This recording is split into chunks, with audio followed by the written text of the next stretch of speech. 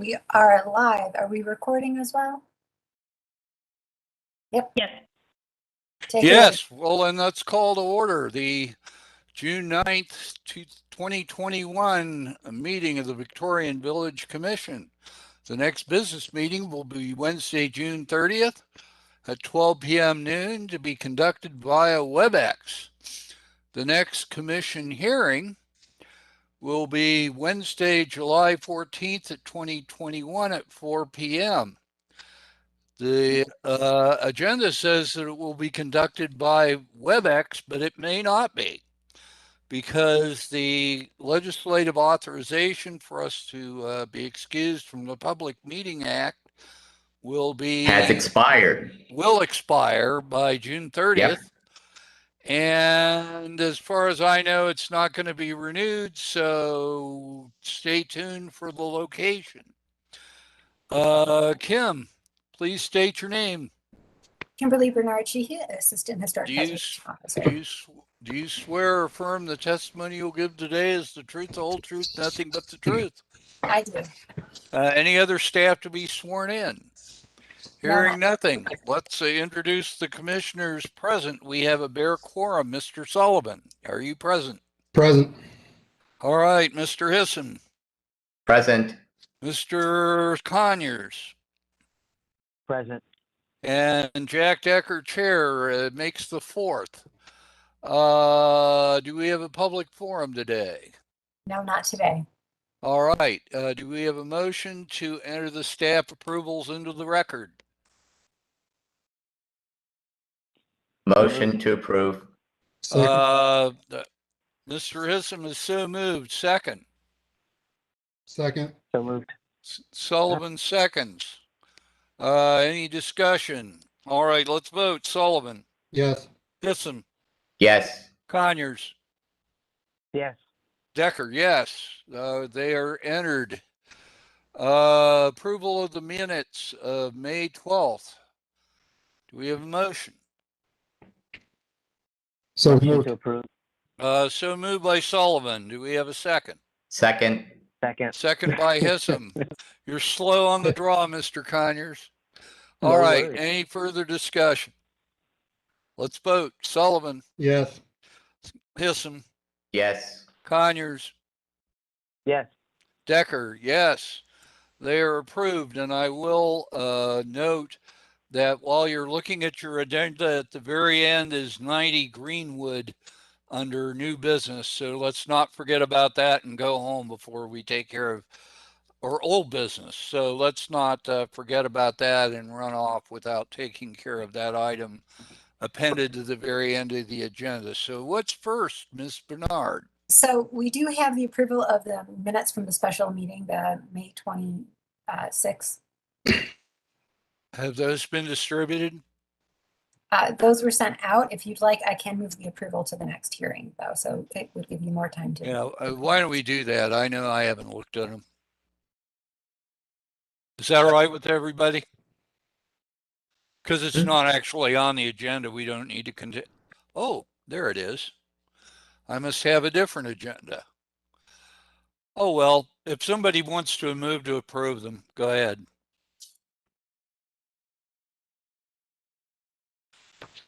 Hearing none, that will be continued to the next agenda, correct? Correct. All right, next. All right, so we're going to start with application number 1, VB-21-06-016. This is for 323 Wilbur Avenue. This project is for the demolition of the existing incomplete concrete walkway, which is in disrepair and drainage concern for the house's foundation, and existing incomplete and sunken brickway, as well as the existing deck structure. And this also includes the installation of a new paver walkway in the same footprint as the current concrete and brick walkways, installation of a 10 by 15 foot paver patio in the area of the current deck structure with a 3 by 8 foot paved connecting area at the base of the back porch stairs, linking the patio with the walkway. Commissioners at the business meeting were in support of the application, and staff does recommend approval with any clarifications or comments made by the commissioners. Basis for the recommendation is City Code 3116.13, the standards for site improvements. Chair, I will let you swear in our applicant. Is the applicant here? Or a representative thereof? Yes, hello. Okay, who are you? There you are. What is your name? Chris Westra? Do you swear from the testimony you're about to give is the truth, the whole truth, and nothing but the truth? Yes. Do you have anything to add? No? Discussion.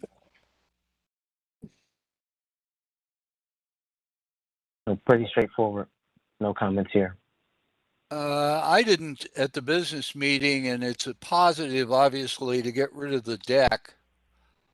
What pattern will the pavers be in? I think we were initially thinking the pavers would be a herringbone pattern for a majority of the walk, and then kind of come out to something. Yeah, we have examples of something here. I know you have examples. I just wondered how you were going to, Yeah, I think pavers. which ones you were going to pick. I think we're going to do. Our idea was to do herringbone for a majority of it for the walk, and then for the actual patio area to do something a little bit more square, but then have some kind of a border around that larger square section.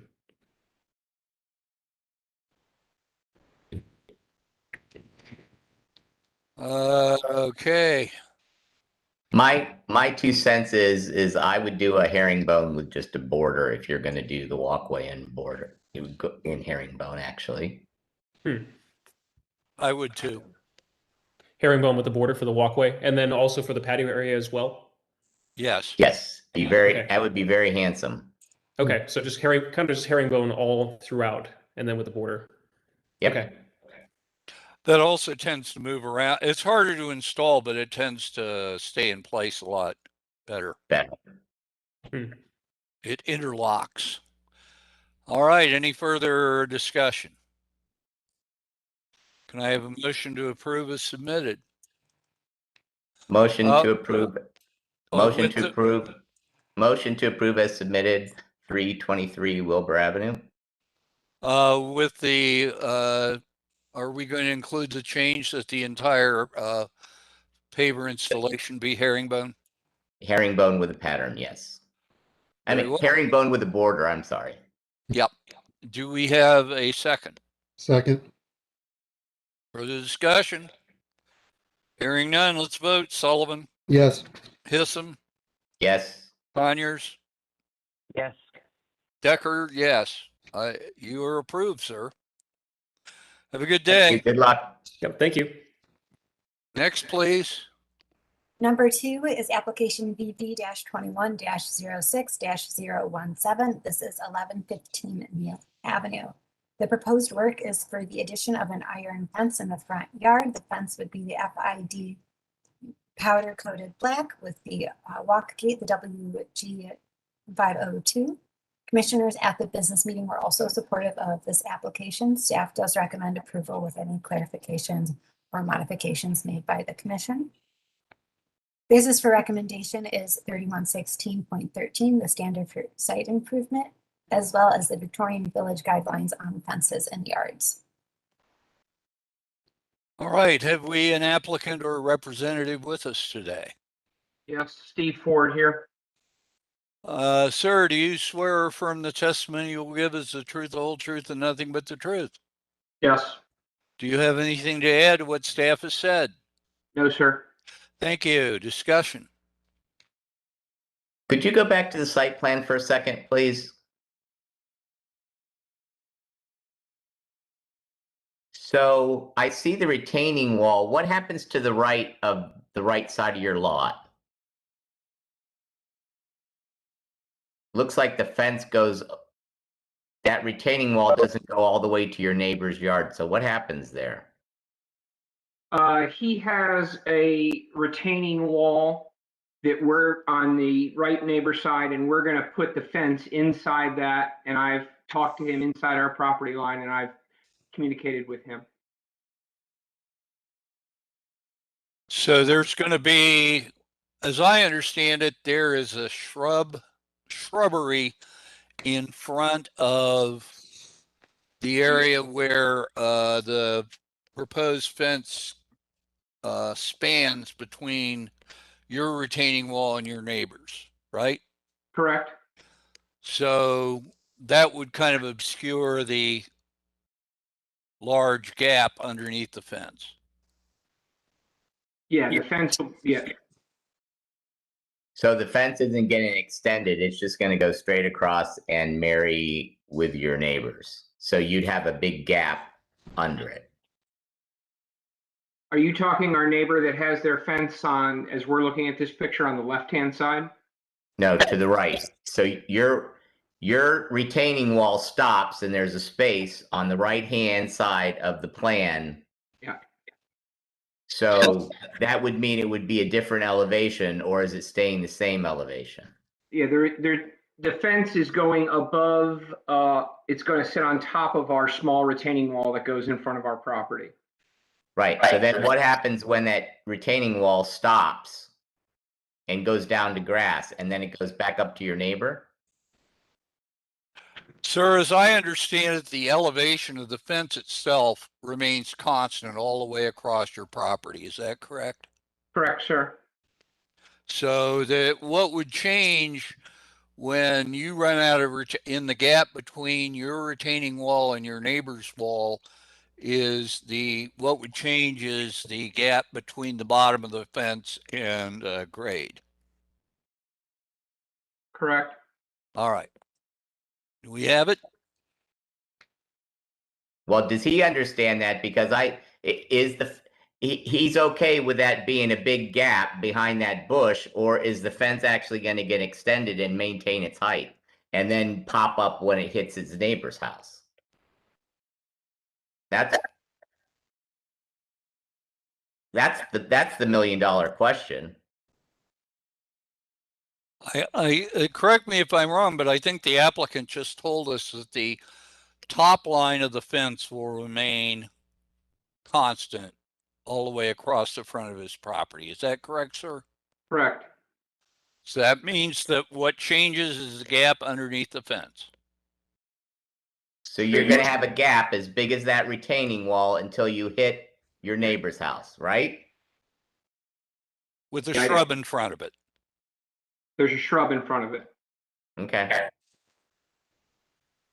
All right. Jeff, Any it looks further like- it looks like Go ahead. Jeff, it looks like the grade elevation is about the same. No, it just doesn't seem like it's being capped off by a piece of masonry. But but I completely understand what you mean. So the other one is I just wanted to talk about the south transition a little bit. It's not depicted. So what is the transition of the fence as it transitions to the existing fence of the property to the south? Is it in alignment with it? Is it proud of it? Is it recessed back from it? There's just really no indication of how those two items meet. So Our fence will be back towards the house, whereas theirs is right on the sidewalk line. So ours will be above our retaining wall. okay, so terminating it with a post, there's no need for a return. There's no nothing. So that's perfect. Okay, understandable. Thanks for the clarification. Anything further? Nope. Nope. Do we have a motion? Motion to for approve. application 21-06-017 for 115 Deal Avenue as submitted. Second? Who is that? Second. I think that was Mr. Sullivan. Hit the button first. Further discussion? Hearing none, let's vote. Sullivan, Yes. Hisson, Yes. Conyers, Yes. Decker, yes. Motion is approved. Motion passes. Thank you, sir. Thank you. You have a good day. Next, please. All right, application number 3 is VV-21-06-018. This is for 100 to 104 Price Avenue. The proposed work is to rebuild deteriorated portions of the brick garden wall in the front yard, using brick to match the existing brick as closely as possible, using the Arbor Rose Gem Gary, which closely matches the existing brick. This is also for the repair and tuck pointing of the intact portions of the wall with new mortar to match the original mortar in color, texture, hardness, and joint profile. This will replace about 60% of the brick in the new section with the Arbor Rose January brick to better match the brick of the older section of the wall. Commissioners at the business meeting requested details on how the stairs and patio would interact with each other. Drawings of the portion being replaced would also be helpful to allow commissioners to visualize what is remaining versus what was previously replaced. Commissioners also asked if there were plans for the patio to be redone as a previous application. HBO staff was able to review the complete file. The October 2019 meeting minutes, which I did include in the meeting materials, note that the commissioners talked about a comprehensive plan for the whole front yard was needed, but that was not proposed by the applicant.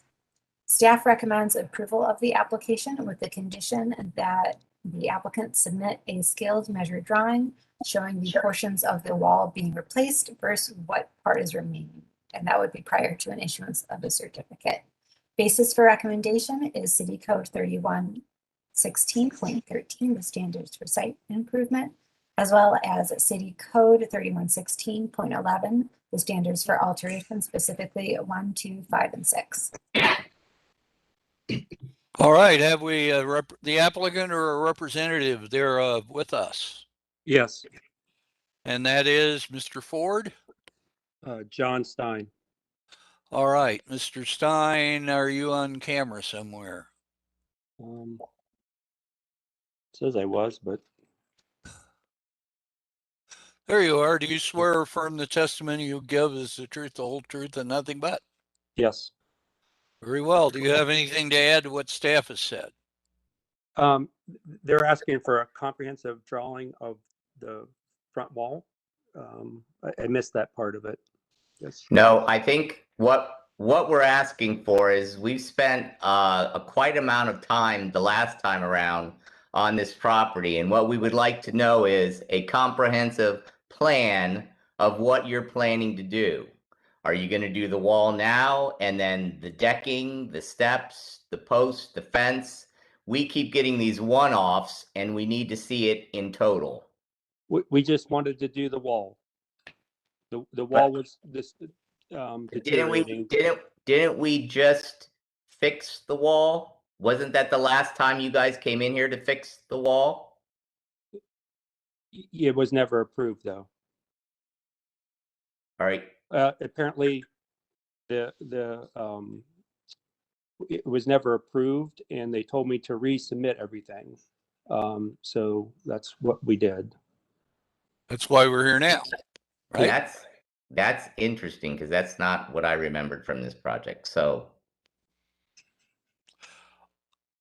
Did I hear correctly that we are going to replace some bricks in the newer part of the wall to the left of the picture showing now to make it kind of blend in with the right-hand side? Did I hear that right, Kim, or am I misinterpreting something? Yes, you heard that correctly. how does that work? Yeah. I will leave this to the applicant to explain if that's okay with you. Yeah, the mason said that he can remove a lot of the brick to blend it in better. So we were going by what he told us. Is that the 60% that you talk about in the application where you're replacing? Yes. Okay. The whole point was to try to keep the old section as the old section and try to blend in the new section better. The new section wall could not have been saved, so we want to blend it better. All right. Just a couple of questions. Is the intent on the old portion that will be reworked for that entire wall to come down and be re-erected? No, The old wall is just to be stabilized, tuck pointed, and any old brick that's deteriorated to replace that brick. Okay. So the 60% that Mr. Sullivan was speaking about, that would be only for the portion that's new. And then hopefully from an aesthetic perspective, it blends better with the existing palette of brick that would be the old portion. Okay. I just had two observations. Number one is I was just trying to understand why the attachment, in this image that's on the screen, the attachment of the fence, the wrought iron fence, is kind of encased within the column. As you can probably see, it's kind of embedded versus it being just a fastener kind of attachment to the complete column. That was one item. And then I think second it item is fastened. Okay. I was just trying to understand why there was a large grout joint that was vertically there. And I can't tell from the images, but it seems like that vertical is kind of encapsulated within that column that is just plan left of the stair itself. I'm sorry, I missed that last point. It looks like the fence is embedded in the column and they have cemented or grouted the end of that column to encase and fix the fence versus the fence being attached with an actual bracket like it should be. Okay. I did not notice that. So Do you see it? Do you see how it's embedded in concrete or mortar? From the picture, it looks that way. Yes. Yeah. Thanks. Yeah, hopefully if your mason's digging around there, he can clean that up also. Okay, I'll make note of that. You said to And then, attach it. Okay. I think the other item that we need to give some attention to is how these columns are being finished. And I mean the cap. And so currently it seems as though they're just kind of, the cap is neglected. So I think being able to clarify what the mason feels like he can do. There should be some overhang, one or two courses up, just really to provide a more, I should say, a more appropriate cap that would actually help with the longevity of the brick itself and the investment that you're about to make in the wall.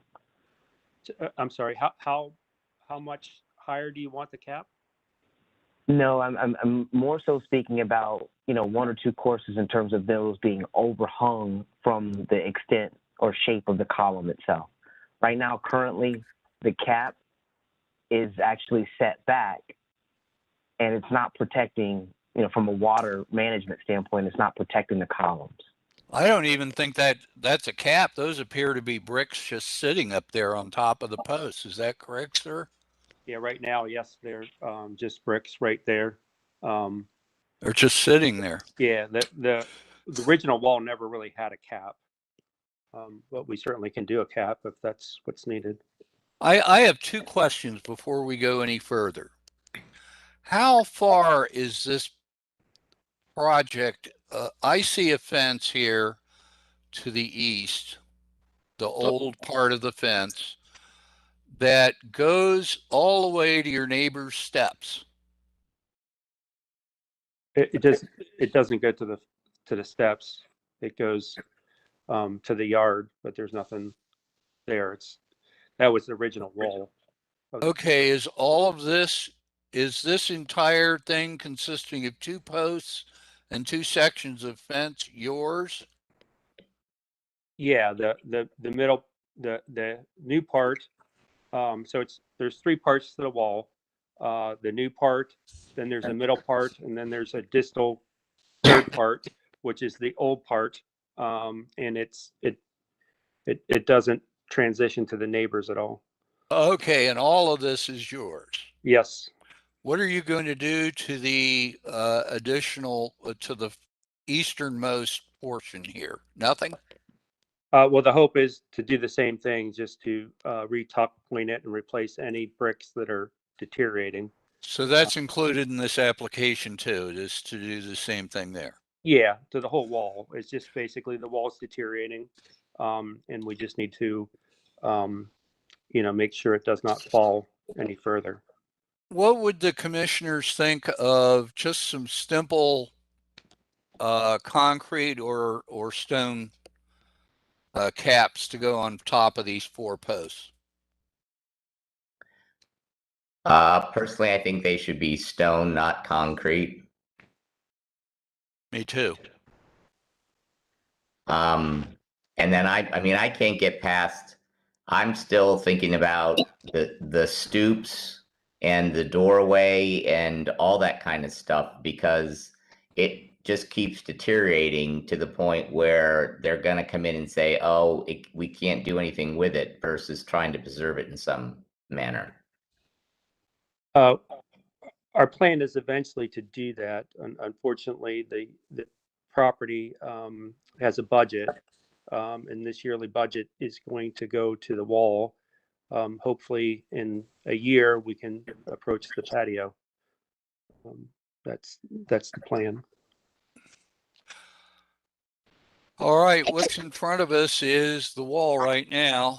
Do we have any further discussion about that, or can we have a motion to approve with any conditions or changes?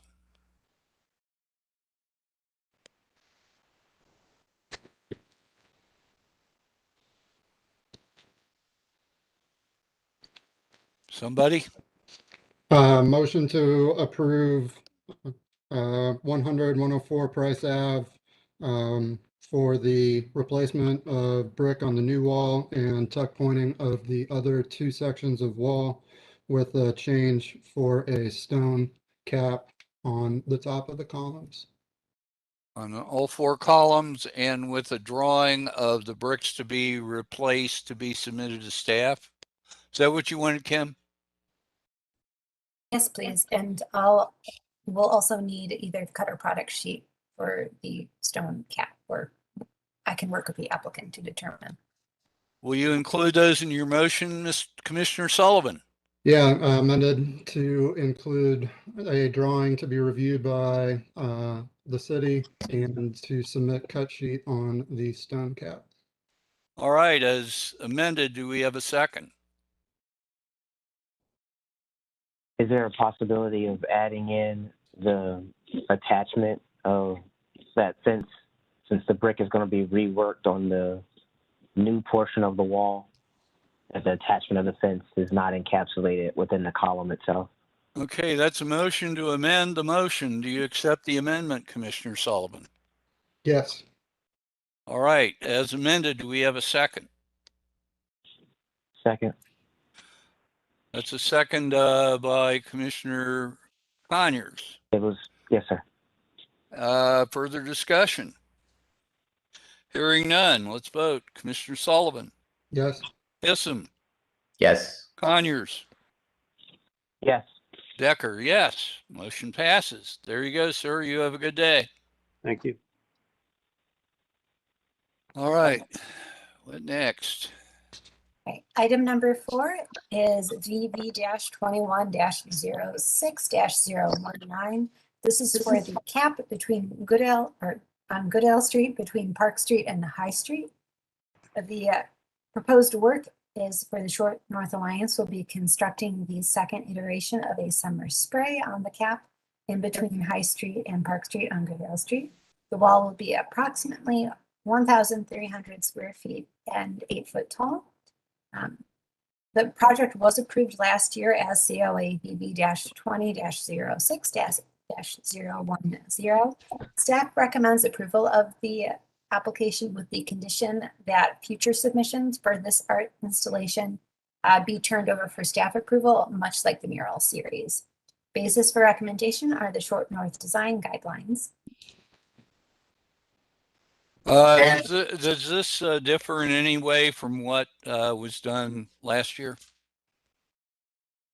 We will have to swear in our applicant. I know, I'm asking you, Kim, first, but do you know? I do not believe so. This looks similar, if not exactly the same. Very well. Who's here? Betsy, are you here for Can this? hear. I don't know if you can hear or see me. I can hear you, but not see you, but I'm sure I'll be able to see you in a second. You swear or affirm the testimony you're about to give is the truth, the whole truth, and nothing but the truth. I do. Very well. Do you have anything to add to this? I do not. It is the same as we did it last year, only brand new materials. So we're not recycling materials, and a new slate of artists. The majority of the artists that we'll be working with this year are artists from what we would consider historically marginalized groups, persons of color, women, members of the LGBTQIA community, indigenous populations. And we're excited about the contribution they'll make in this new piece of public art that will live another year in the Short North. And then all of those artists will also be featured in exhibitions in the district as well. All right, very good. Any discussion, folks? Nope. Hearing none, do I have a motion to approve as submitted? Motion to approve as submitted, application 21-06-019. Do I have a second? That's Hissom. Do I have a second? Second. Second from Sullivan. Further discussion? Hearing none, let's vote. Sullivan. Yes. Hissom. Yes. Conyers. Yes. Deckers, yes. Motion passes. Thank you, Betsy. This is going to be a handsome addition. Thank Good you luck, so much. Betsy. Yeah, looking Thanks. forward to it. Good to see you all. Bye-bye. All right, next. Okay. Number 5 is VV-21-06-020. This is again for 1115 Neo Avenue. This application is to replace existing worn out artificial turf with Easy Turf Ultimate Natural.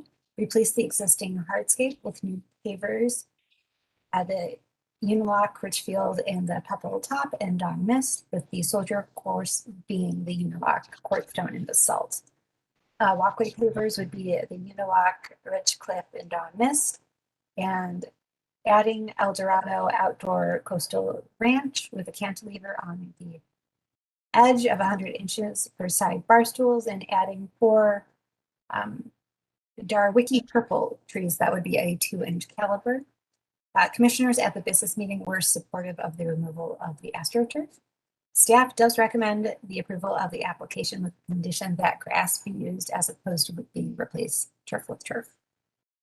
The basis for recommendation is 3116.13, the standards for site improvement, specifically A, landscaping, parking, utility, or service areas, walkways, and similar improvements should be compatible to each other and to the subject building or structure, as well as to adjacent contributing properties, open spaces, and overall environment. All right, do we have the applicant or representative thereof with us? Yes, I'm here, and my contractor is here also. Very Oh, well. look, it's Mr. Ford again. Sir, do you again swear to tell the truth, the whole truth, and nothing but the truth? Yes, sir. Who is your contractor? Jason. Is he in the room with you or on another channel here? Another channel. Where are you? Speak up, sir. I'm here. Do you swear or affirm the testimony you will give, if any, is the truth, the whole truth, and nothing but the truth? I do, sir. Very well. We're all sworn. Do you have anything to add to all this? I was wondering if I could respectfully request that we use the turf due to it just being a small area, and also with dogs, it's tough to keep the grass alive. So is there any absorption with that? Does it allow water to penetrate into the soil, or does it just go off into your beds? Do you know? I do. Hey, Jason, can you take that question? Sure. So it has a base of 57 gravel crushed, and then another inch of number 9s on top of that. So there's a lot of water can go right through it really fast. Okay. It needs to have that to protect the artificial turf. Okay. But is the turf itself permeable? Yes. Okay. This is a pretty big piece of turf. It's 9 by 23. Is that right? Yes.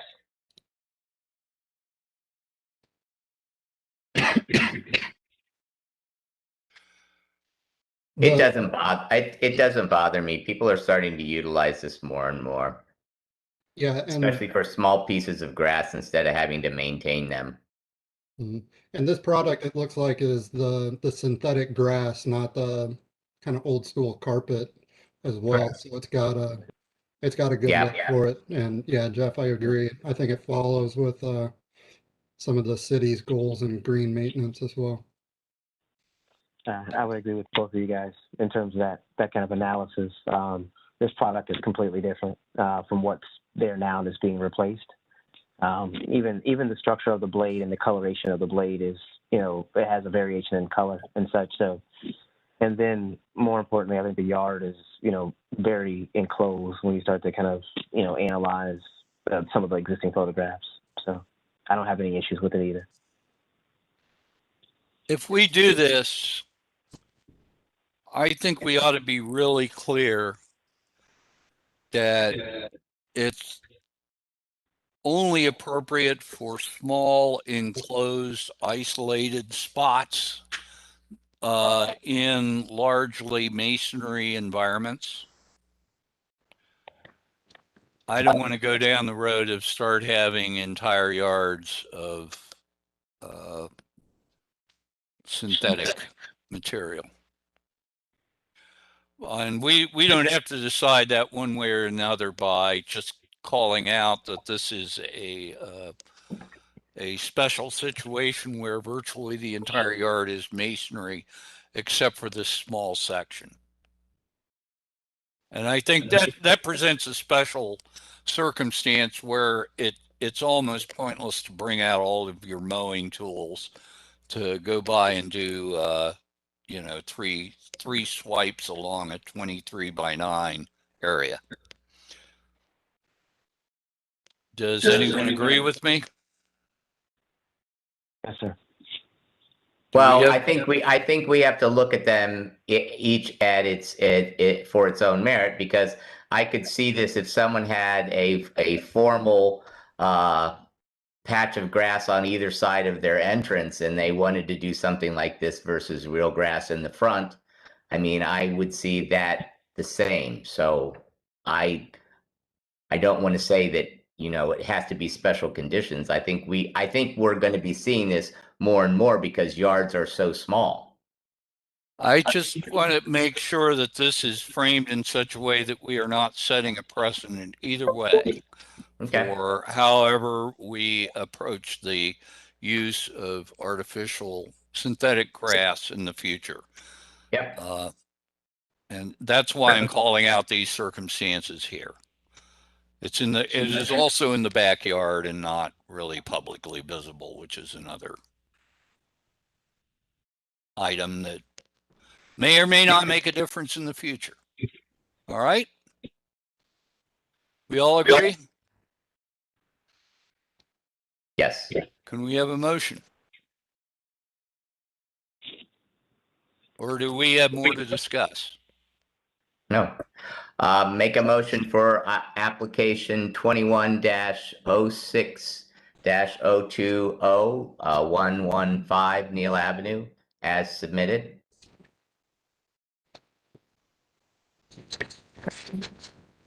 And we can call out that this is a particular, it's a small portion of artificial turf surrounded by masonry in a rear yard that's not publicly visible. Can we do that? Yes, you can add that. Very well. Do we have a second to the motion? Second. Second by Sullivan. Further discussion? Hearing none, let's vote. Sullivan? Yes. Gibson? Yes. Conyers? Yes. Deckers, yes. Motion passes. You're approved. Thank you very much, folks. Good luck. Thanks. Good luck. Thank you. Right. The next item is number 6, which is VV-21-06-021. This is for 731 to 735 Denison Avenue. The application is to remove all shingles, felt paper, and other roofing materials and install the CertainTeed Highland Slate dimensional shingle in a smoky quartz to match the house shingles.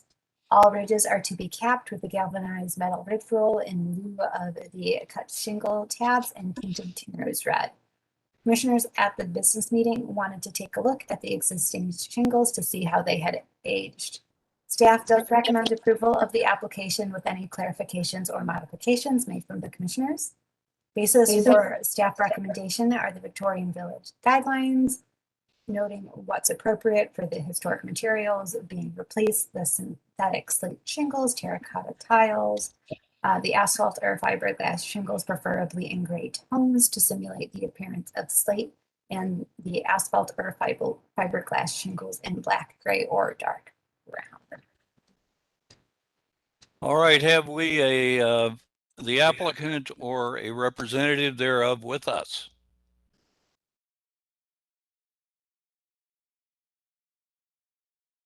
Calling once, calling twice. Well, Kim, just to clarify, what the applicant proposes to do is simply replicate the shingles we approved on the house and put them on the garage, right?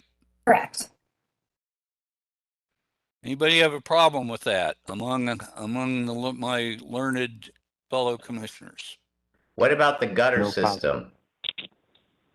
The gutter system was not part of the application. There doesn't appear to be one. Oh, well. No, on that left-hand side, you can see. Yeah, Oh, yeah, okay. So do you think we need to ask him about that?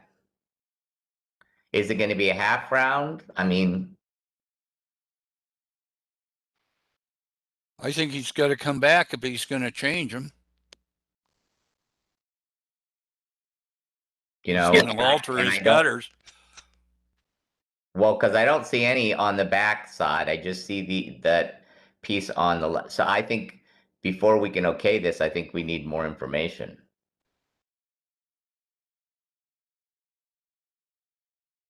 And that could be as simple as him speccing it and letting the office know, and if it's a spec okay, they could okay it. But I think, again, we need to start, I mean, controlling our water and our water runoff around these places.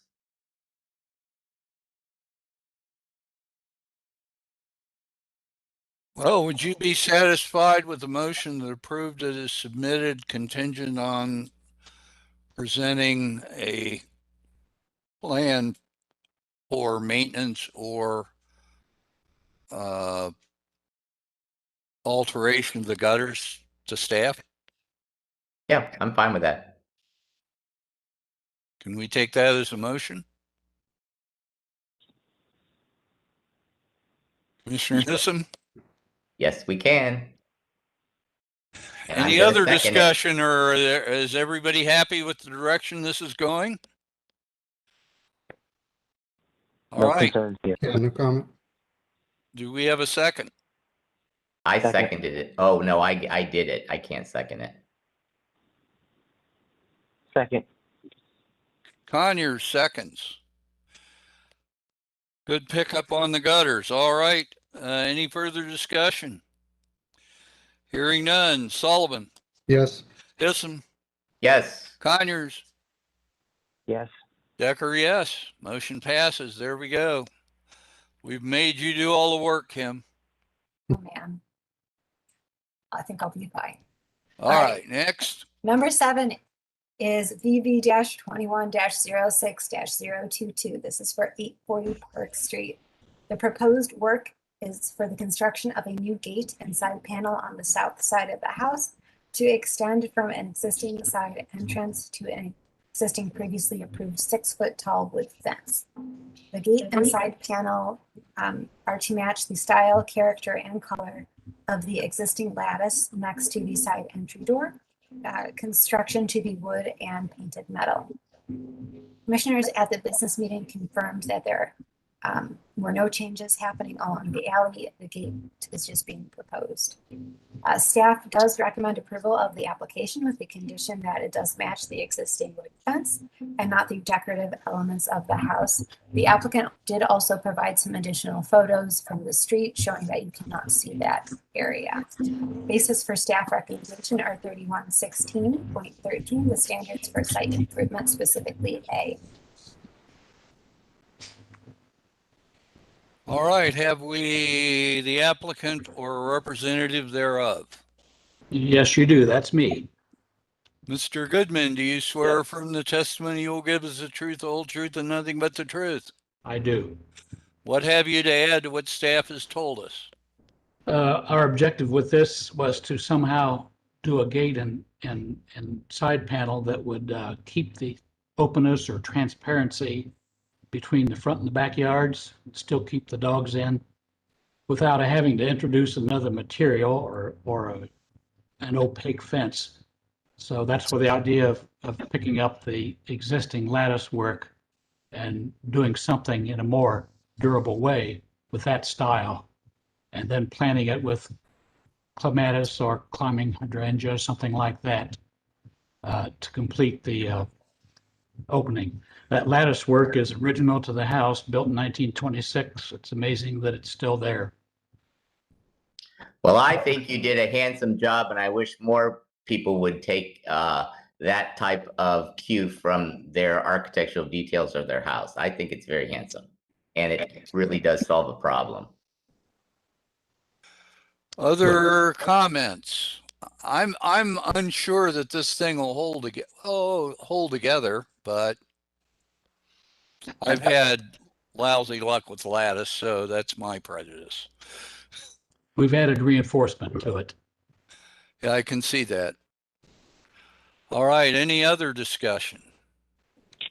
I feel the same way. I don't have any concerns. Again, I just as Jeff mentioned, just to kind of appreciate, that level of sensitivity in terms of that went into the design. I think it is a kind of a good notion about talking about color, whether it's color to match the fence or if it's color to match the home. So talking about materiality and color, I think is something that we should talk about given what staff has recommended.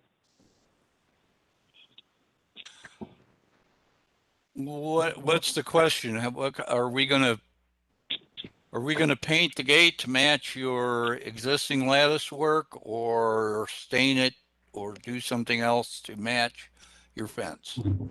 The new lattice work will be painted metal, but the color will match the existing lattice that you see there. So the lattice will appear to bridge on across the gate and side panel and connect to the side fence. That's the side fence previously approved that is now in place. So the color is going to remain the same. It's just the material. So what you'll see is all one thing painted the same color. Yes. Does that answer our question, Commissioner Conyers? Yes, sir. It did. I was basically just trying to make sure everybody understood the clarity of the material and the color as it relates to the staff review report. That's all. So, good point. No concerns. Yes, sir. All right. Any further discussion? Do we have a motion to approve as submitted or in some other way? Motion to approve application 21-06-0022, 840 Park Street, as submitted. Have I a second? Second. Second, Sullivan. Motion Hisson. Further discussion? Hearing none, let's vote. Sullivan. Yes. Hisson. Yes. Conyers. Yes. Deckers, yes. Sir, you are approved. The motion is passed. Thank you very much. Very well. You'll get something really approving you from staff, a certificate. All right. Okay. Thank you. Have a good one. All right, moving on to our next application, which is number 8. This is VV-21-06-023 for 23 West 2nd Avenue. This application is for the landscaping. Landscaping around the building is to include artificial turf, various trees, and prefabricated planters at townhome entries. The pool deck landscaping is to include 2 trellises, trees, and bush and planters, as well as hardscape. The 7th floor roof deck to have various plantings and hardscape. Commissioners should determine if the proposed landscaping plan is compatible to the structure and adjacent properties. Staff does recommend approval of the application with any clarifications and modifications made by the commission. Basis for staff recommendation is City Code 3116.13, the standards for site improvement, specifically A. All right, who's here from the Kaufman for the project? It is Jessica with Kaufman, Priya Iyer, Dan Erlandson, Antonio Brinster, and Marilia Rico will be speaking as well. All right. Do all 5 of you swear or affirm the testimony you're about to give us the truth, the whole truth, and nothing but the truth? I do. I do. Boy, this is when we need Liesel. Everybody else? All right. Or our new commissioner. All right. So here, what have we, if anything, to add about the landscaping plan, which appears to be pretty extensive? Yes. So not a ton to add. Thank you for your time as always. Minimal landscape area on the ground floor with the elevated amenities. We're an amenity-rich developer and wanted to have this experience be reflective of that. A lot of greenery, it's in the name, the eco-housing project, so need to be reflective of that as well as part of the brand. But I can turn over, Priya, if you have anything you want to add briefly, otherwise we can turn it over to the commission and then answer questions. Yeah, I just want to mirror Jessica's sentiment. I don't think we need to add too much to this. We can turn it over to the commission, and I'm happy to field any questions or share any information that you guys might have. I just wanted to know, is there anything new or innovative you guys are doing, or is it basic just landscaping at the ground level? Basic landscaping. It's basic landscaping. Nothing crazy at the ground level. Does this application include anything other than what's going on at the ground level or around the pool? So we have the what's happening at the ground level, the pool, and then we have the amenity on the 7th floor. If you recall from previous submissions, this is something that's walled off on all sides, so you will not be able to see it from the ground level. Which pages of this app talk about what's going on in the 7th floor? The one on the screen right now is 5. Pardon? It's what we're looking at right now, Jack. Okay, which is page 5. Mm-hmm.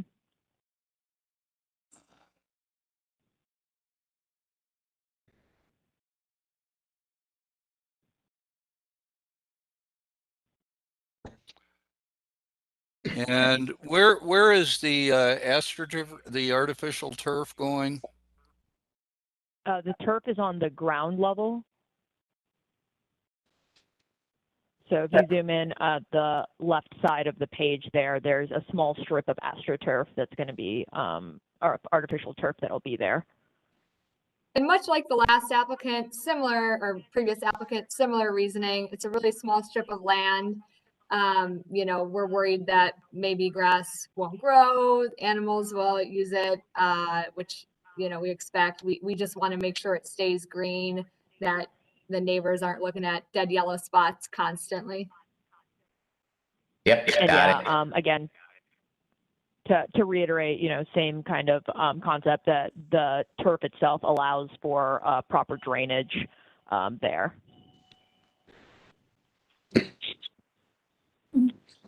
One thing that I saw, speaking to that, the dog fence that was in there, is this, I guess it looks a little bit different than maybe some fencing or railing that we might have approved from the rest of the building. Looks more like it's just a U. It's on page 14 with the gate. Am I reading that correctly?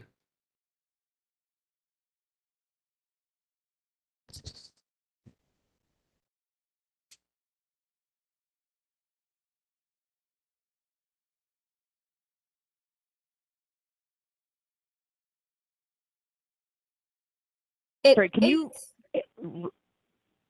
repeat what the question was? It was you were a little muffled. I'm not sure if it's just from the speaker. Sorry, the dog run fence, I guess I was just trying to understand. It seems like another language that's different from kind of the railings that we have previously approved, and kind of what your thought was there. Or yeah, kind of what exactly was going on with the metal railing or fence rather.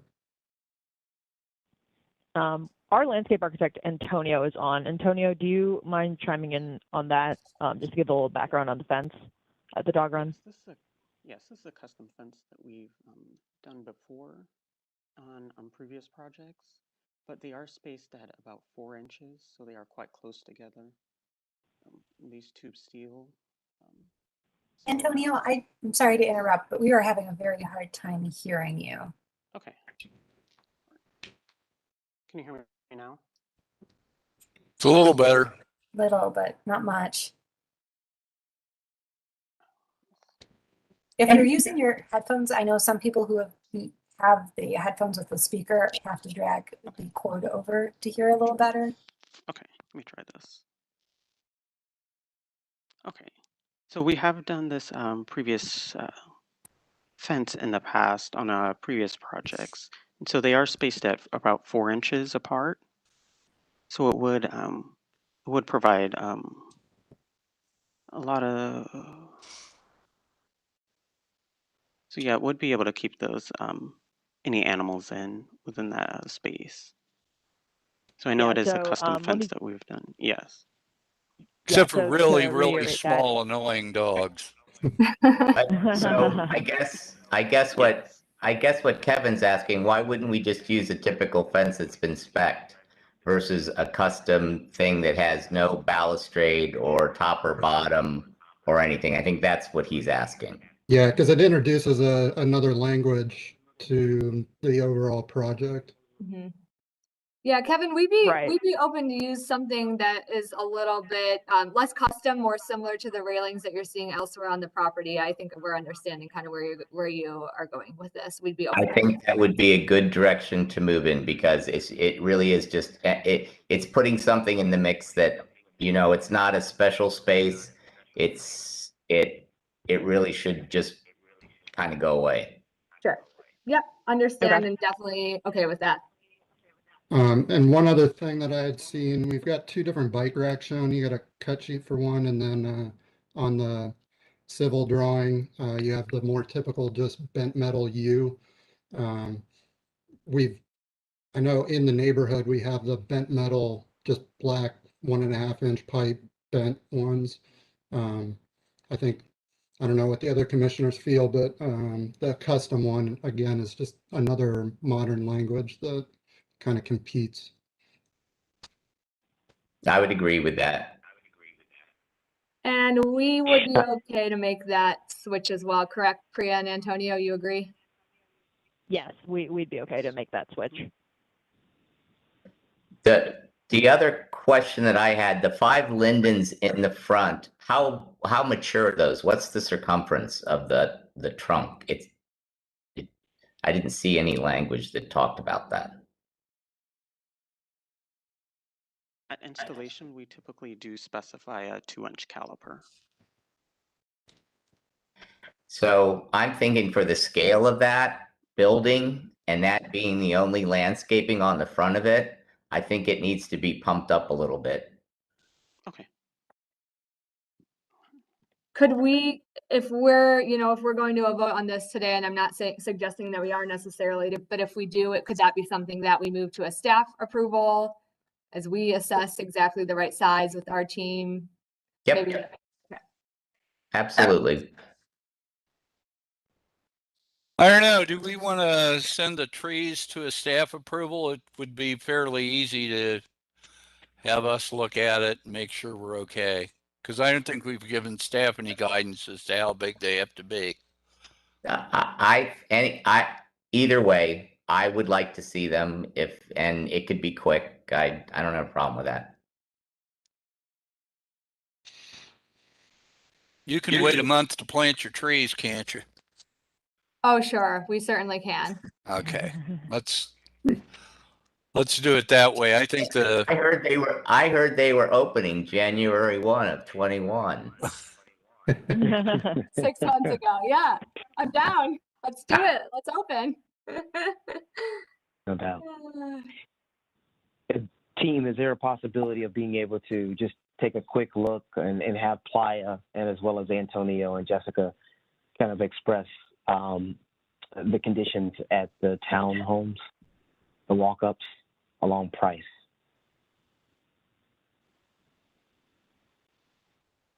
Regarding the planters, just trying to understand what the materiality and what those feel and look like. I'm sorry. Thank you. Yes. So there are cut sheets included in that, I believe, that provides information on the planters we're proposing. So I believe it is on sheet 27 of the submission where it starts. And then if you keep going in, there's more information on the planters.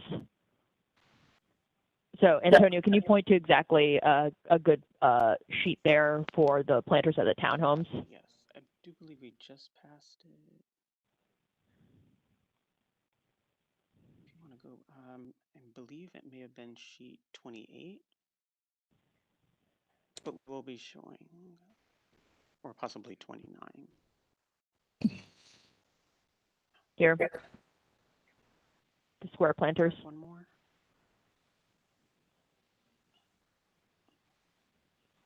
Oh, right there. 31. Yes, there we go. So the planters that we will be specifying at the street level will be fiberglass planters at approximately 2 feet high. And the lengths will be varying depending on the amount of space that we have. Okay. So Antonio, what color would those be? What's the finish? The finish would be a silver smoke. It would be more of a gray, a lighter gray color. Okay. Mm-hmm. To match the metal panels? Yes, that's correct. One question I had on the planters, and maybe getting ahead of myself, the next application kind of shows there's LED lighting in these, but the cut sheets on these ones don't show that. There's no lighting in these planters, correct? That's correct, Kevin. That is correct. Good. Thanks, Kevin. You hit it up, so that's good. I was just trying to understand between the two if I had information that was incorrect or if it was going back to the lighting. So that helps. Thank you so much for the clarification in terms of the family there. So appreciate it. So thank you.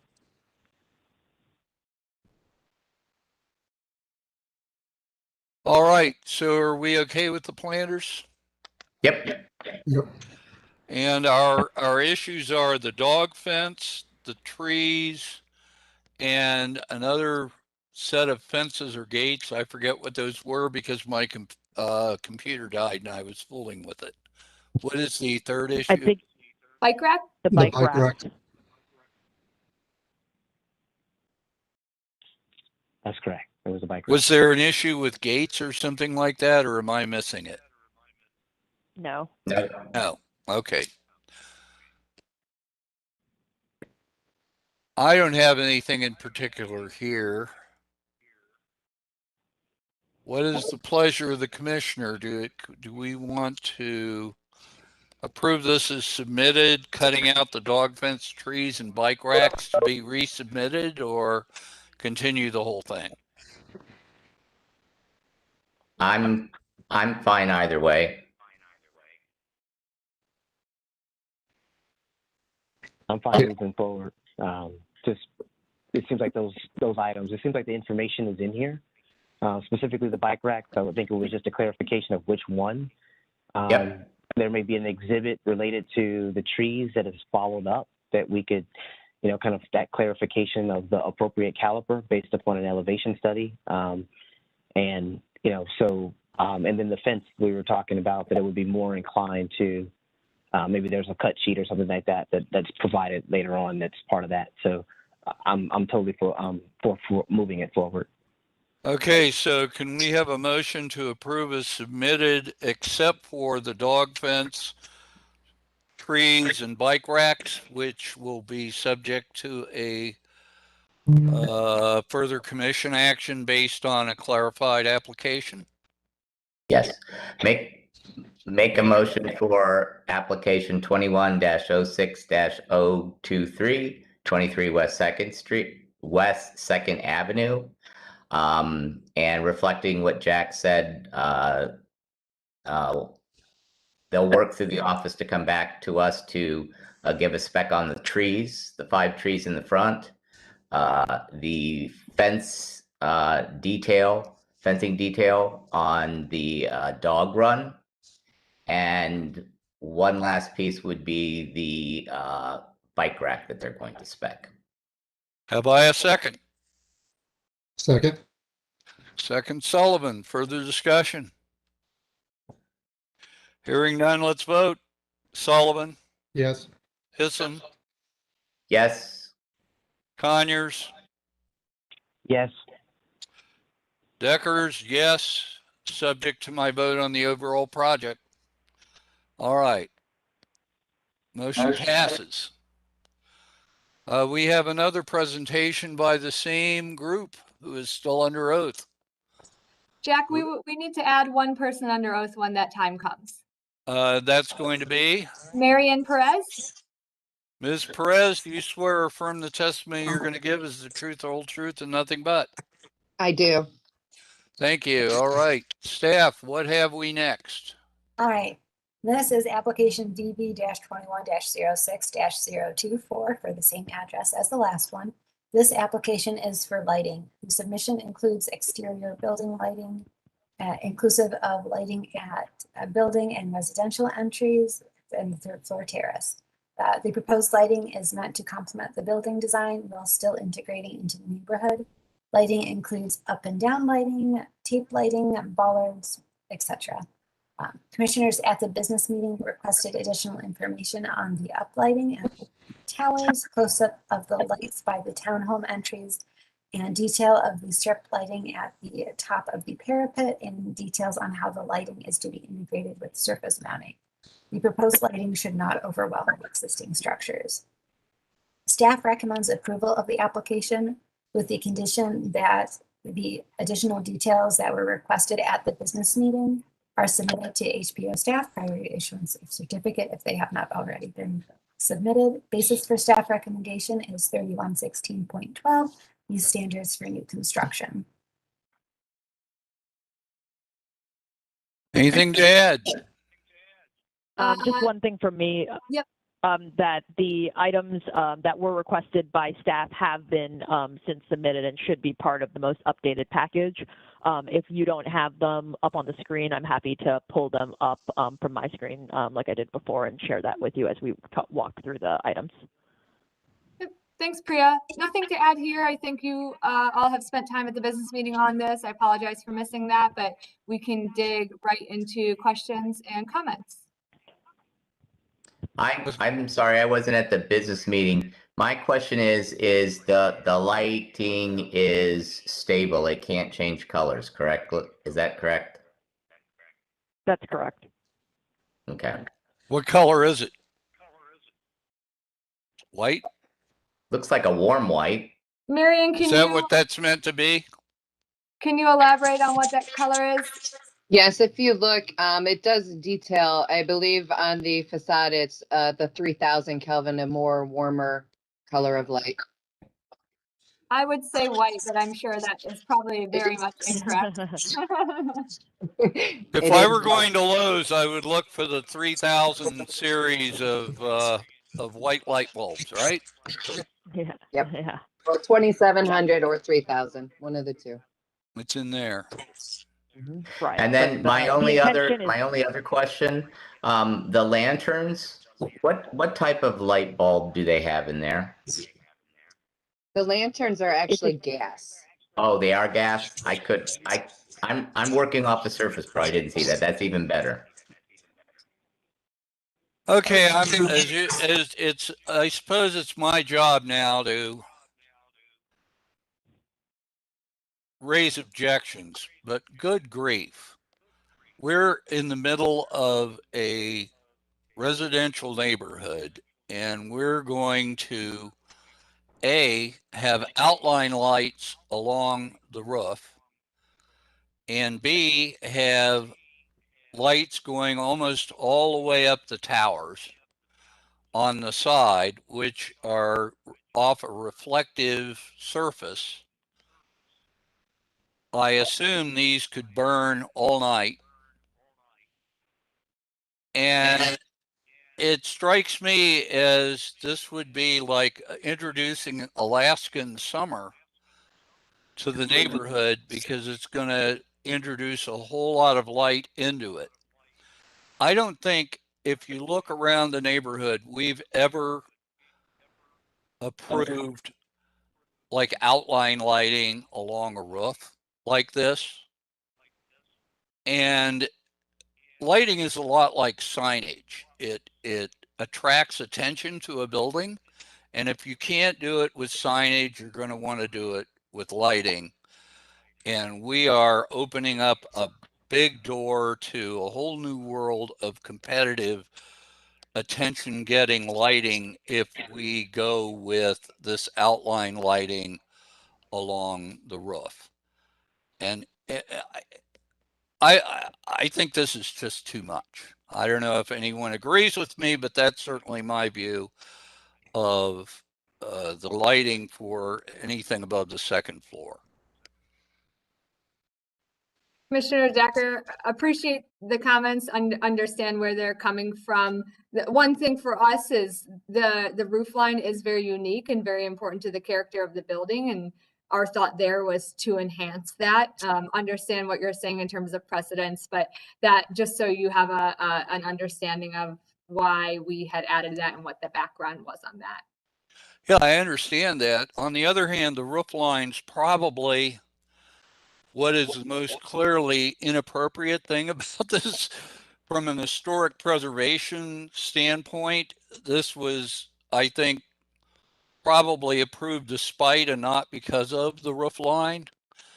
You certainly, if it imitates the roof lines of houses, you certainly wouldn't see this lighting feature on that kind of roof line at any time other than Christmas.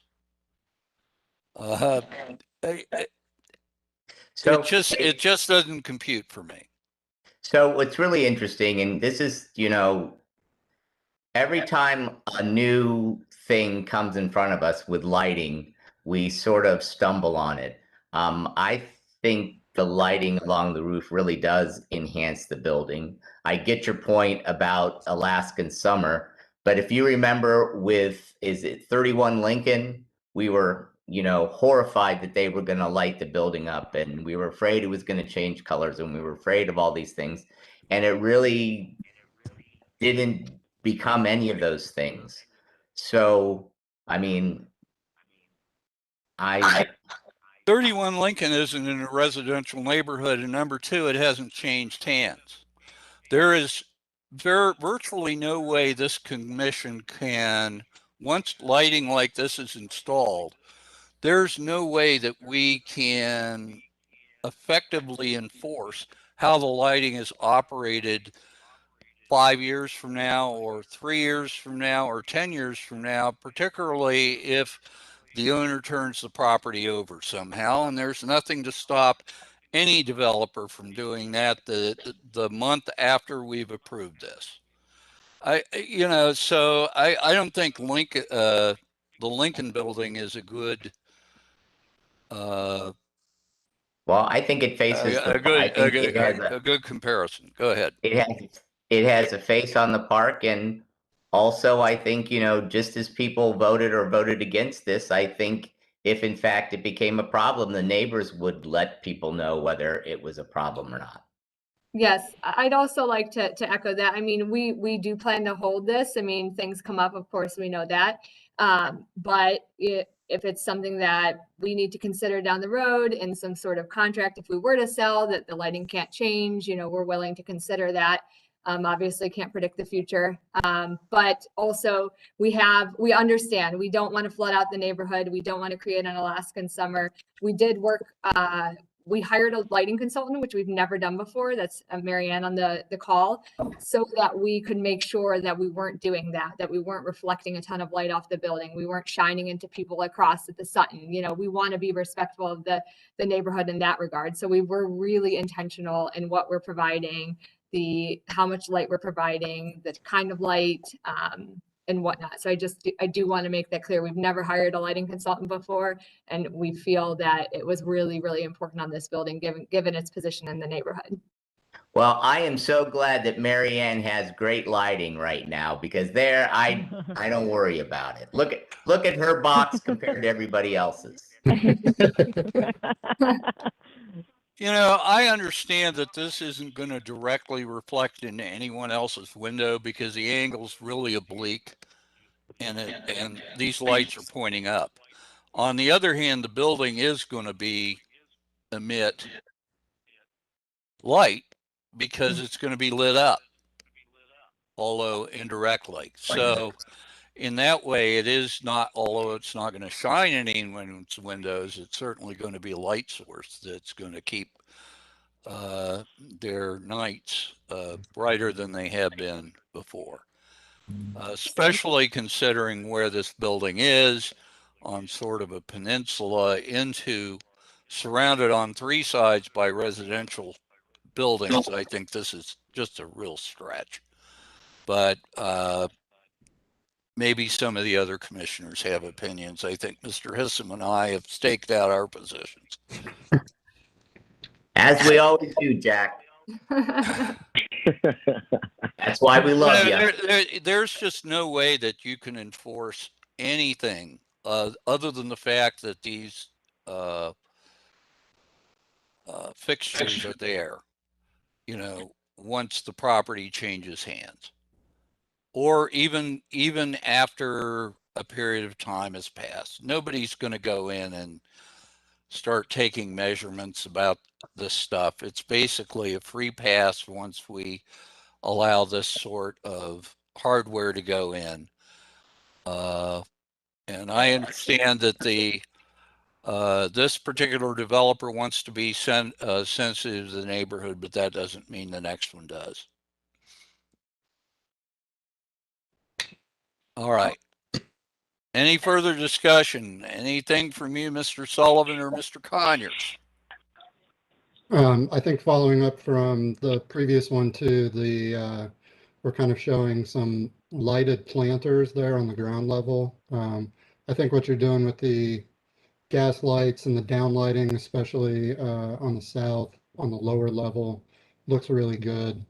I think that lighting condition, other than the planters, I'm okay with. The uplighting, I mean, I hear your point, Jack. I could kind of go either way on that, but I do think the parapet detail is interesting and reflective of the building and the character that's there. Does that mean anybody else with character on an upper floor gets disco lighting in the future? I mean, because after all, this building's now going to be more prominent, lit up at night than virtually anything else in the neighborhood. Anybody else? Should we now deny anybody else who wants to put up disco lighting along the tops of their building? I think it's a very special condition. It's a special condition. What? Because we've allowed a zigzag roof? So this developer gets to be special? I think we have to look at each application, for its merits. I don't see that setting a chiseled in stone precedent with that. And I do want to chime in here and just make a comment that we are restricted by the energy code in terms of the quantity of lighting for facade lighting, and these will be on dimmers. And I know, you know, that does give some degree of agency to our management team to turn those dimmers up or down. But I do want to be clear that these are on dimmers and we are limited by the energy code here. And Marion can elaborate if anybody has any further questions on that. So that's an upper limit on how much light you can throw on the building, but we don't know exactly what that is, right? Or at least I don't know exactly what it is. Marion, can you elaborate, or would it be a lot too? Yeah, we're restricted to the energy code as far as that it has to be under 5 watts a foot. So that limits, and you're at the very low end as to the amount of light you can use to wash a facade. In addition, I probably make a comment that line also at the top is only a 1/2 inch wide. So, you know, yes, you can see it, but it's not really, you know, as visible. It's not, you know, a foot wide of light. It's very small, and it's meant just to light that upper of the roof line. In addition, because of the energy code, those lights, all those facade lights do need to be turned off at midnight. So they are not on all night, even though, you know, it's midnight that we're restricted to, but we will be adhering to that as well. No, I wasn't aware of that part, but still, hopefully people, the older members of the community at any event are going to be in bed by then. All right. Jack, Commissioner Conyers. Yes, sir. I just have 4 questions. Some of these questions, my audio is hard for me to jump in at times, so I apologize. But some of these items have been talked about, but I think I just need a little bit of clarity on them. So the first one is kind of a revisit of the Kelvin temperature. I was going to ask before we got into that conversation, I see on the cut sheets 2,700 for some, and then I see 3,500 for some others. And so I was just trying to understand the strategy of why the Kelvin color temperature difference on the exterior. The 3,500 would be on the facade where it is actually more of a metal and the gray, and then the warmer colors would be, you know, in the brick. Okay. Let's just say, for instance, the canopies that are along the retail area, how are those treated from a Kelvin temperature standpoint? That's the facade that we're looking at on the screen, on the far right hand underneath the canopy. If you scroll into item number 7, I believe those are 2,700 as well. Yes. Gotcha. So everything that's on the brick below is 27. Everything that's above that brick line and it's elevating or illuminating the metal panel itself, those are bumped up to the 3,500 Kelvin. Correct. Okay. So that was number 1. Number 2 is I did want to try to understand why number 10 did have the RGB color changing that was being proposed, but earlier we were talking about it not being part of the project. So I was just trying to understand from a clarification standpoint, where is this being used? That was proposed, and it can change to white around the opening. Mm-hmm. And that was more for the amenity that you can't quite see as much, just to create a different visual interest for our residents. But again, we're happy to transition that to non-color changing, non-RGB. Okay, so that one will be modified accordingly. Okay. Yes. Very helpful. Number 3, bear with me for a second. And in terms of these LEDs, it's completely understandable in terms of there's some successful installs and there's some not so successful installs, with LEDs. I do appreciate the fact that they're in a channel, But I think we need to give a little bit more consideration to the lens because I think the last thing that the team wants is, the LED, diodes to kind of be individually illuminated. And so can you kind of talk about how those provisions are being, being met? So then that, given the amount of LEDs that are being proposed in the project. Sure. So the outline of the facade at the top, the item number 9, is actually they're encased and encapsulated within a PVC. The LEDs are. So there is no lens. We had actually looked at that because we didn't want lenses falling off these accidentally and things of that nature. So we looked for completely encased LED for along the top of the structure. The other lenses are milky white. They will not show any diodes. It is going to be completely smooth. That's very helpful. I'm just trying to understand that. I mean, I'm sure that you guys see that from that standpoint. So let me just interrupt so I make sure I understand your answer. This will show then as a continuous line and not a series of dots. Is that correct? Yes, that's correct. Thank you. Back to you, Sean. No I just problem. Thank needed you. a translation for the slow learners. No problem. I appreciate it. The last one is, I know there was some discussion related to the amount of light and such, and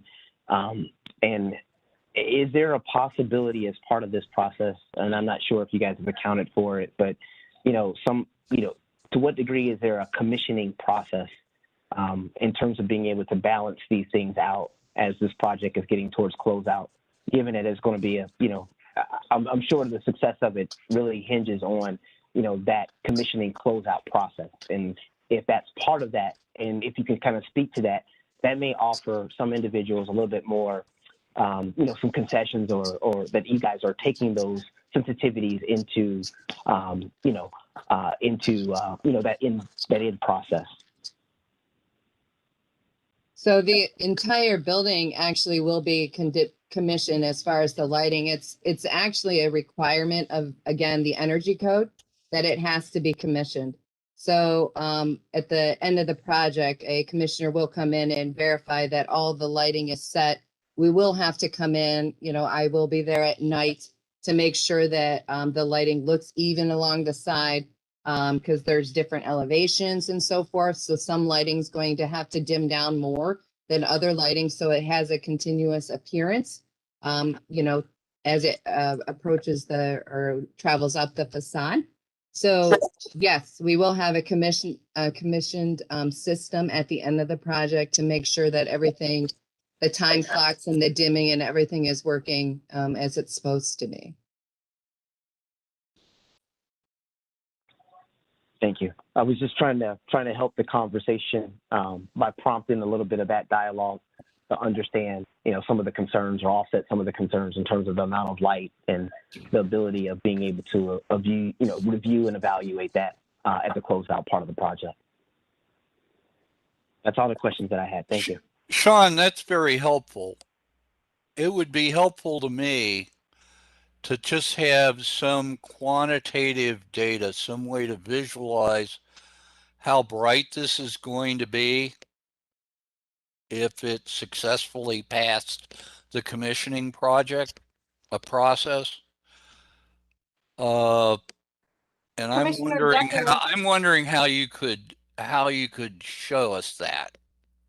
Yes, I was going to ask Commissioner Decker, understanding that, we can't get an apples to apples comparison. If we could get something close that shows precedent images when we are submitting, if this were to get voted on and approved today, then when we are submitting for our COA or our BBC approval, if we could get some precedent images that would relay that information, if that would be helpful, or if you're kind of looking for something a little bit different. I want to get something realistic, but I want to make sure that you'd be getting something you're wanting to see. I would, from my point of view, I would like to see those images before voting on approving the lighting project. But I think that we've got, I may or may not get outvoted in in that respect, but I'd certainly be a lot more comfortable with at least the intrusiveness of this as to the neighborhood if I could see some comparisons, perhaps on other buildings, of how bright this is. Are others feeling comfort with what we're showing, or does anybody echo the sentiment? You know, want to keep this moving along, of course, but be responsive. Have you done something like a light fall off or a heat intensity kind of study for the site lighting? Marianne, can you answer that one? Yes, so I think what you're referring to is like how much light trespass is coming off of the building. Correct. No, we have not gotten to that portion yet to see what that levels are. Most of the light is down or up, so I would not expect there to be much lighting coming off the building. And even reflecting back, if it reflects back, because all the fixtures are mounted close to the structure. So if it's the light when it travels out is not going to travel very far out. If it does hit the facade and bounce back. It's strictly for up, you know. So I would not expect it. That will be challenging in the fact of how much light trespass because of the gas lighting that is on the building. So we could show how the other lighting is affecting, you know, the property lines or out in the sidewalk and things of that nature, except for the gas lighting. Yeah, the gas lighting, from this commissioner's point of view, is not a concern. That's par for the course. I think if you're going to do that sort of study, it gets to Jack's point of having something qualitative that we could look at. Yeah, quantitative, like a point by point photometric study is what you're looking at, and what it would actually, we can show what it would be on the facade in a small portion, but then in addition, we can show how much light trespass is. But in my experience, most of the light trespass is going to be from the lowest level lights. The down lights that are aimed downward are going to give you the most light around the surrounding areas. But again, you're lighting the sidewalk. You're not lighting, you know, it's not going to be casting that far out. Yeah, this thing's 7 stories high, so it's going to be visible from for quite some distance. And it's kind of like the moon. The moon's a long way off, and most of the light we get from the moon is indirect because the moon's round and very little of it's pointed towards the earth, but it still lights up the night quite a bit. That's all I know about light, is looking at the moon. But yeah, I think that would be real helpful and probably helpful to the neighbors in terms of our responsibility to protect them and their historic structures from whiteout. Okay, I think we can work with that.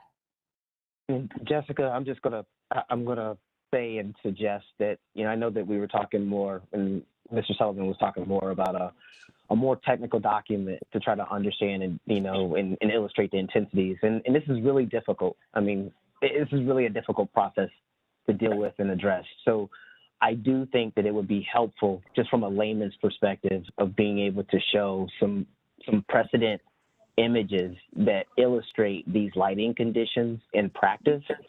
And I think that would be helpful for the dialogue. Sure. Because the other technical data, it's tough to understand for some. I think you've probably, from the quality of my comments, figured that you can include me among such individuals. Mm-hmm. Mm-hmm. So if we were to say, and I don't want to cut any other comments short, but if we were to say we'll come back with some sort of photometric type study, some precedent images, we'll make a few updates that 7th floor terrace will no longer be color changing or colored, as well as the ground floor planters will not be illuminated. If we were to come back with all that information, does everybody feel comfortable then, you know, kind of with what we bring back pending the results of that photometric study and those precedent images? I would. One condition that I had a question on on the second and third floors, there's some windows that appear to have lighting on them. I guess strip lighting over the window. So just some more clarity also on what's going on there. Marion, can you elaborate on that strategy? Absolutely. So those are just, again, it's the LED tape that is mounted in a channel again.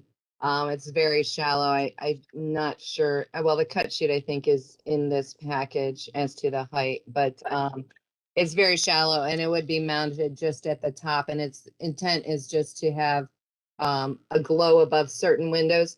The design intent was we're lighting up the metal facade, but then and we're lighting up the entrances and they would look like they're not connected. So that was why we had added some lighting in between on those second and third floors, very minimally, just to provide some form of a connection between the two. Thank you.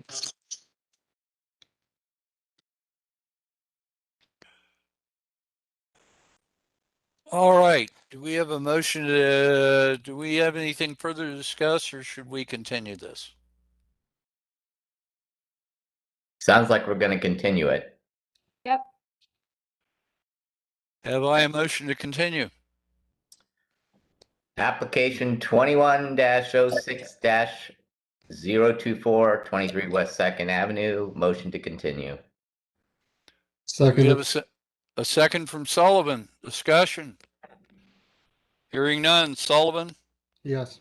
Hissam, Yes. Conyers, Yes. Decker, yes. It's continued. Thank you very Thank much. you all. Appreciate it. Thanks, guys. Thanks, you guys. All right. Thank you. All right. Before we all run off, we have Greenwood. Yes, one item under old. How did Mark Conti get approved? Why aren't we looking at that one? He's probably going to put one over on us.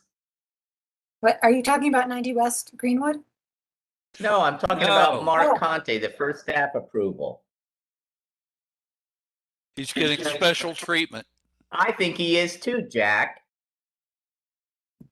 He's probably getting special scrutiny from the city. Yeah, we have no idea what that door looks like, whether it was original or anything like that. Yeah, well, now he could put lights all over it. All right, gentlemen, we do have one more application, and I know somebody has a hard stop at 6, so. I know. Okay. All right, we have an applicant for Greenwood. Do you swear, sir, introduce yourself, sir? Hi, I'm Carrick Sherrill. Hi, Carrick. Do you swear from the testimony you will give today is the truth, the whole truth, and nothing but the truth? I do. Staff, are there any disco lights that are going to be on this project? No disco lights proposed on 90 West Greenwood Avenue. This is for. All right, what do you have to tell us about where we have come since our special meeting? All right, so from the special meeting, same thing, the demolition of the existing garage, the construction of that 3-story single family house and the 2 carriage garages, as well as the variances. I've included the minutes from both of our previous meetings, the April 14th, and then the special meeting comments. And just a reminder, the existing garage is a 1983, per the county auditor. The overall building height, staff thinks, needs to be lowered in order to fit better in with the existing homes. And staff does recommend approval with the condition that the overall building height is lowered to fit in with the neighboring properties. And the carriage houses have similar setbacks from the alley. Staff does also recommend the recommendation of variances. This is all based on City Code 3116.12, the standards for new construction. All right, Mr. Applicant, sir, can you walk us through how you've addressed our comments from the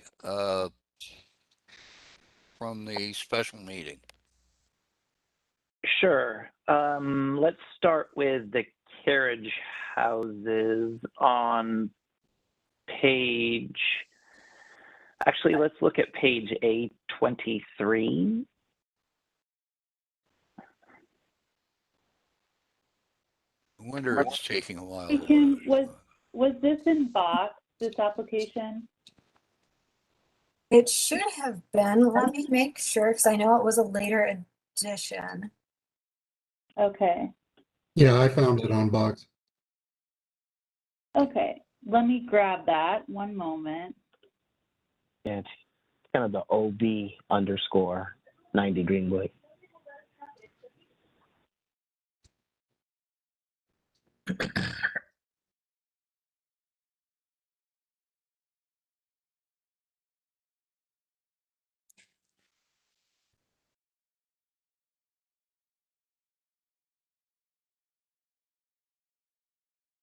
Yeah, it should be the very last file in June on Box.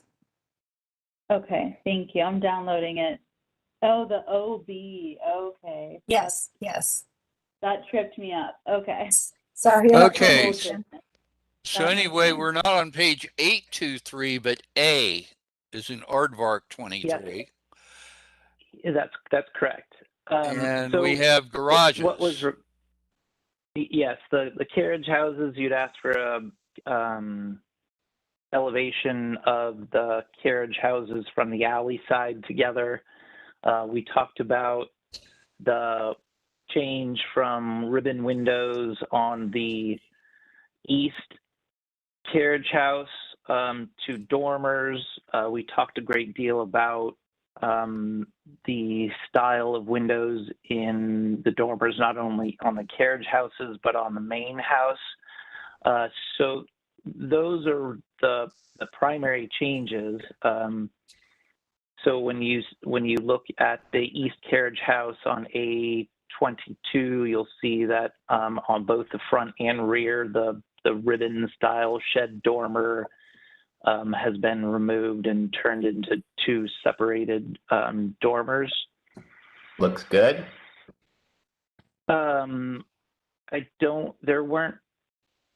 There weren't very many comments on the west carriage house, so we'll kind of skip through that. And then let's just talk about the dormers on the front building.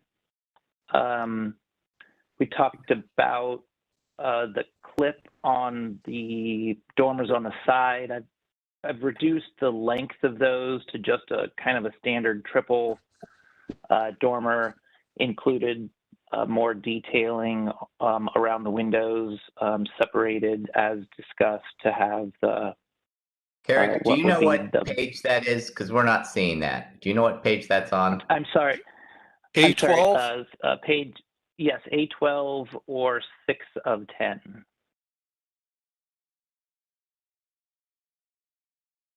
Yep. Okay, so they're more traditional than they were. They look. Yep. Yes, they're more traditional than they were. You've also fixed the windows in the addition. Yep. Yes, I've changed the all the windows to hung windows now. Changed the specification from the fiberglass to wood. Fixed a couple of drafting details or drafting mistakes that were on the east elevation. I think that's it. I have a question. Looking at page A12, is the width of the windows in the addition looking part the same or wider than the windows on the main structure? They are slightly wider. That's why they look slightly wider. And I'm okay. I see the difference, but I'm okay with it because it kind of differentiates the new from the old, and it's not like a huge difference. I just wanted to point it out. We still have our triple sliders.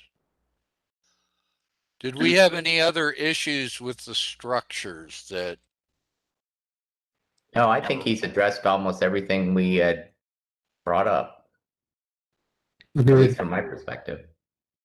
No, I agree too. There, you asked for the one last thing was you asked for landscaping detail on what I was showing, and that is on the first sheet, A01. So I have called out plant material. I provided a paver specification on the last page. Beautiful, and the carriage houses line up. I think you have knocked it out of the ballpark. Where is our site plan that shows where the carriage houses are going to be? Oh, right here on page 1. Bingo. Any other comments? Yeah, I unfortunately couldn't stay for the special meeting, so I apologize. I've been trying to follow the dialogue, and I'm glad that they responding positively to some of the comments. But I have a comment and a couple comments and some thoughts. So apologize if these are new and kind of gets us off the rails. But I'm on page A12. Mm-hmm. And the front porch condition that's being articulated. So that front porch is kind of an elevated porch, and then there's no sense of cover over that porch. That's correct. Am I reading that correctly? That is correct. Would it be? I think the odd thing is that the kind of the railing that kind of sticks out there without some sense of entry or cover. So would it be more appropriate in what you're articulating to possibly do a stoop with a cheek wall in lieu of a porch with a railing? And so it seems like it's not high. I don't even know if you really need a railing. So, but be able to kind of offer that sense of grandeur since you don't have a porch through the detailing of the stairs and the stoop.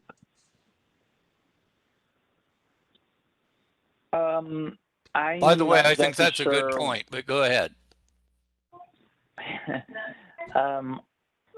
Can you elaborate on what a cheek wall is? Maybe I'm not familiar with that particular term. Is that just kind of like a lower kind of porch parapet?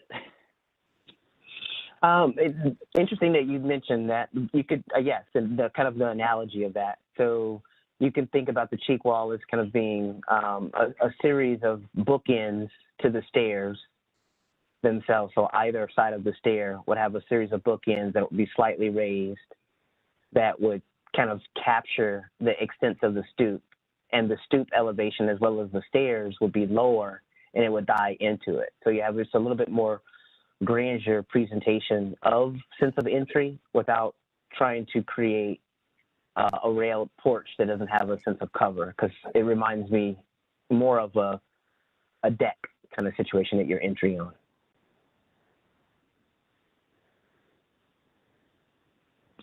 I know materials are concrete in lieu of wood, but it's just something I think that the entry sequence and procession actually could be enhanced. Sure. I think it's more Italianate vocabulary to do, at least from what I've seen around the hood, to do it the way Commissioner Conyers is suggesting. Agreed. The other observation is on that same sheet, the north elevation and the east elevation. So the north elevation shows kind of a trim on that lower level, that a horizontal trim member that is probably about 3 feet, 4 feet, maybe above grade. Is that trim going to continue onto the east elevation, or does it stop only on the north? Oh, continue around that whole mass. Okay, gotcha. Okay, that makes sense. That helps. I was going to go to A22, which is the carriage houses. This was just kind of a west elevation of the carriage house. I just didn't know if there was a certain reasoning, and it's probably more interior planning, probably. The west elevation, which is C, or elevation C at the bottom, where those windows kind of hug against the rake and not necessarily comfortably kind of sit within the overall gable end. I struggled with that elevation with regard to the interior planning. Those two windows need to really line up, though. Do those two windows really need to line up? Is there a possibility of doing two up above instead of one over one, or, just a way to not necessarily, find some symmetry vertically, but being able to kind of find some symmetry, in the geometry that these windows sit within, to try to help balance the interior, Let me ask this question, pose a question on top of a question. Is this west elevation going to butt up against the other garage, other carriage house, or have I got these mixed up? The west elevation would be facing a, hold on. I just need to break in here for a minute because I need to leave. What were you trying to do with this application? I think it's probably ready to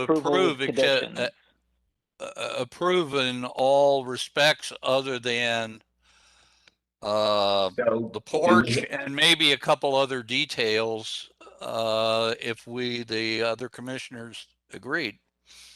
So is that the direction we're going? Because if I leave, we don't have a quorum and it won't get done.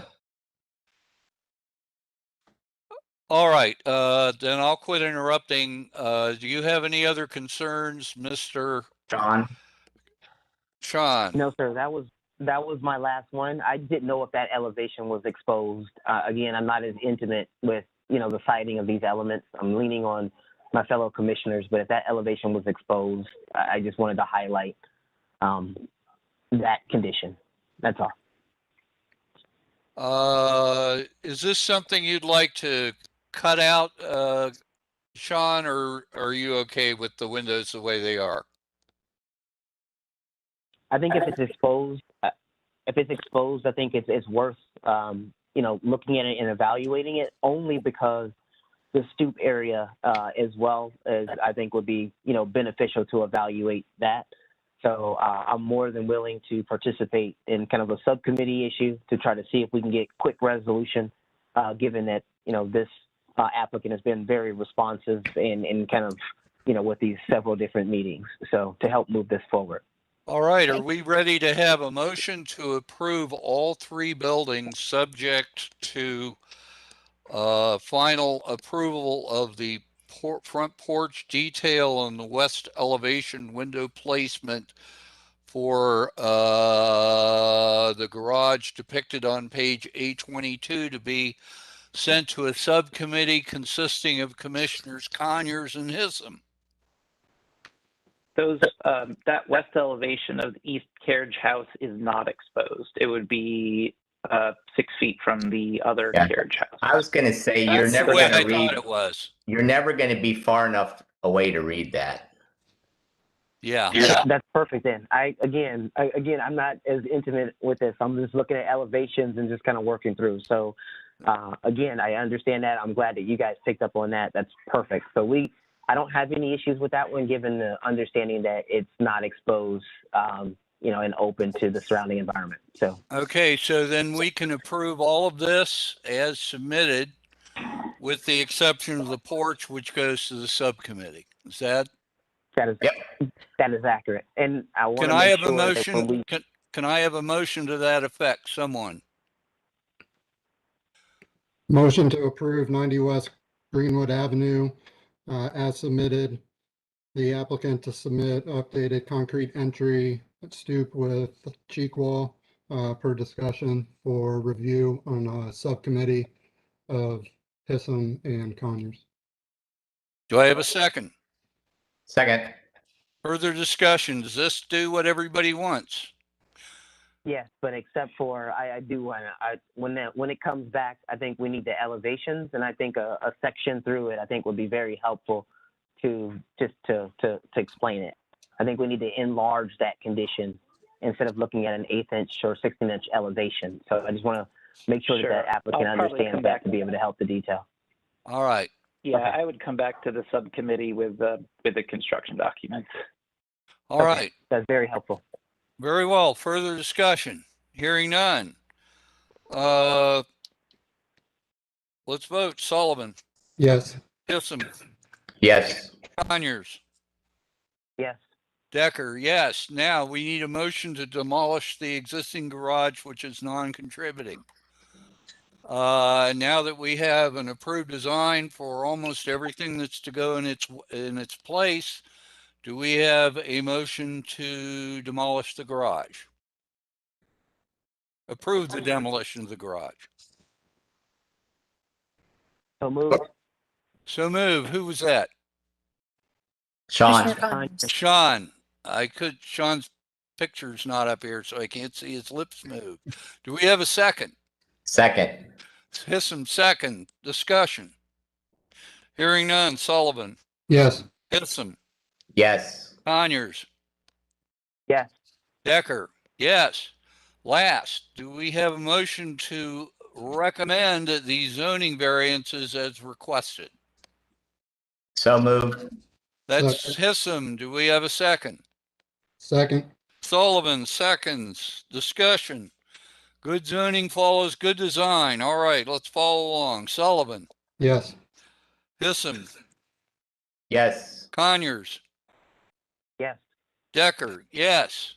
Motion, all of the motions have passed, and you, kind sir, are done because you didn't put disco lights on your project. So congratulations, Well, and thank you for being thank you. responsive to the commission. And we have no further business. Is that correct? Correct.